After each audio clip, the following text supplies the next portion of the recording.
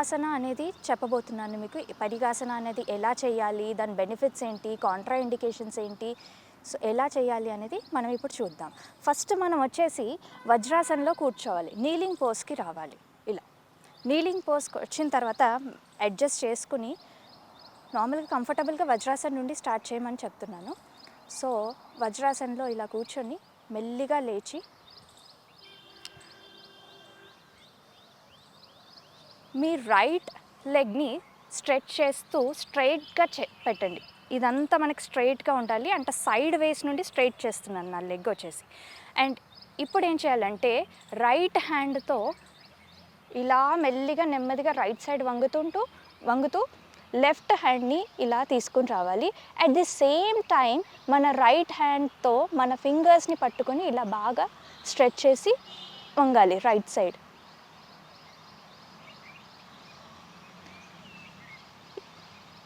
ఇది పరిగాసన. నెమ్మదిగా రిటర్న్ వచ్చేటప్పుడు ఇలా చేయాలి.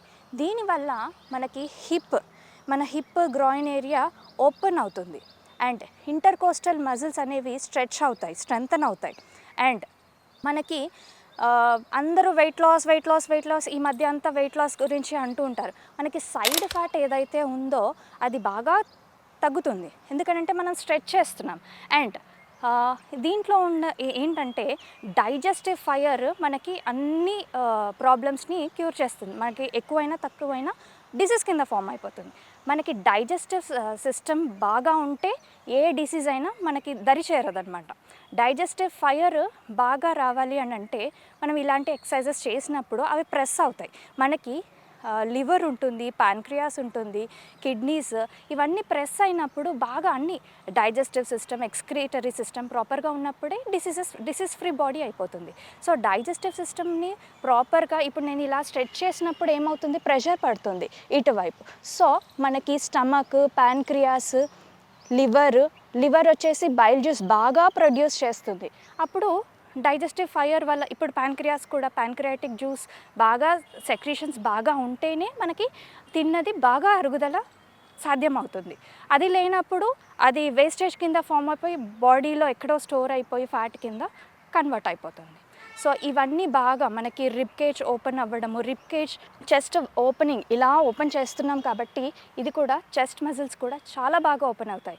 Internal intercostal muscles, external intercostal muscles, sternum, ఇవి బాగా ఓపెన్ అవుతూ ఉంటాయి అన్నమాట. లోవర్ బాడీ వచ్చేసి చెప్పాను కదా, లివర్, ప్యాన్క్రియాస్, కిడ్నీస్ ఇవన్నీ బాగా స్ట్రెంథన్ అవుతుంటాయి, స్టిమ్యులేట్ అవుతుంటాయి. ఫ్లెక్సిబిలిటీకి బాగా తోడ్పడుతుంది. ఫ్లెక్సిబిలిటీ బాగా వచ్చేస్తుంది ఇది చేయడం వల్ల. అండ్ దీని కాంట్రా ఇండికేషన్స్ ఏంటంటే ఎవరికైతే నీ పెయిన్ ఉంది, కూర్చోలేము అన్న స్థితిలో ఈ ఆసన చేయకూడదు.